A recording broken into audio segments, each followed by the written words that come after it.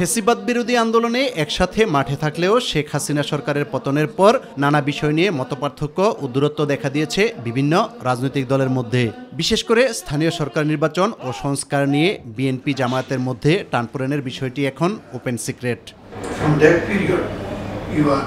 এরই মধ্যে সংযমের মাস রমজানকে কেন্দ্র করে দূরত্ব কিছু কমতে শুরু করেছে। ইফতার উপলক্ষে একসাথে বসছেন বিভিন্ন রাজনৈতিক দলের নেতারা। শুধু ইফতার অনুষ্ঠানের মধ্যেই সীমাবদ্ধ থাকছে না, এসব আয়োজনে এক টেবিলে বসে চলছে রাজনৈতিক বিষয় নিয়েও আলোচনা। সৌহার্দ্যপূর্ণ এই সম্পর্ক সবসময় চলমান থাকবে বলে মনে করেন বিভিন্ন রাজনৈতিক দলের নেতারা। এক এক দলের ইফতার মাহফিলে যাচ্ছে, সেখানে শুভেচ্ছা বিনিময় হচ্ছে। আসলে ওখানে আনুষ্ঠানিকভাবে যতটুকু না হচ্ছে, অনানুষ্ঠানিকভাবেই মূলত ওখানে মূল কাজটা হয়, কথা হয়, আলাপ হয়, যেগুলো মিডিয়াতে আসে না। আমি খুব ইম্পর্টেন্ট আলোচনাও সেখানে হতে দেখেছি।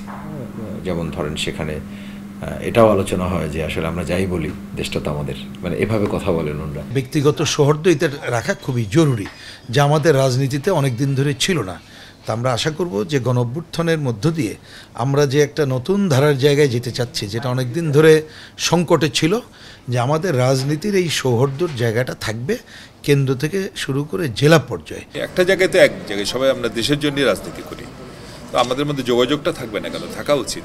কিন্তু আওয়ামী লীগ এই জিনিসটা নষ্ট করে দিয়েছে। এখন যদি আবার সেই সব পলিটিক্যাল পার্টিগুলোর মধ্যে সেই রিলেশনগুলো যদি রিএস্টাবলিশ হয়, সেটা তো আমরা ওয়েলকাম করি। শুধু পারস্পরিক সম্পর্ক উন্নয়ন নয়, দেশের স্বাধীনতা, সার্বভৌমত্ব ও গণতন্ত্রকে শক্তিশালী করতে একসাথে ইফতার গুরুত্বপূর্ণ ভূমিকা রাখবে বলে মনে করেন তারা। যদি রাজনীতিতে দুর্বৃত্তায়নের ধারা না থাকে, রাজনীতি যদি ব্যক্তি বা গোষ্ঠীর লাভালাভ না থাকে, জনগণের কল্যাণকর ধারা থাকে, তাহলে এই যে ব্যক্তিগত রেষারেষি দেখবেন দূর হয়ে যাবে এবং পারস্পরিক সৌহার্দ্যটা আমরা আরও বাড়িয়ে নেওয়ার দিকে যেতে পারবো। আমরা তো প্রত্যাশা করি যতদিন বাংলাদেশ থাকবে ততদিন রাজনীতি থাকবে এবং ততদিন পার্টিগুলোর মধ্যে সুসম্পর্ক থাকুক।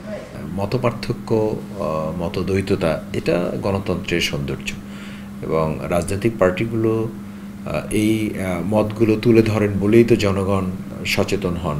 আমার তো মনে হয় যে এখন যে পরিস্থিতিটা আছে, ইফতার মাহফিলের এই সংস্কৃতির মধ্য দিয়ে রমাদানের যে ধাপটা আমরা অতিক্রম করছি এবং রাজনৈতিক যে কিছুটা সংকট বা মতবিরোধের যে কথা আমরা বলে থাকি, সেই জায়গাটা অনেকাংশে সেটা কমে আসবে। ইউসুফ আলী, মাই টিভি, ঢাকা। মহানগরীর প্রোগ্রাম, এটা বড় প্রোগ্রাম তো।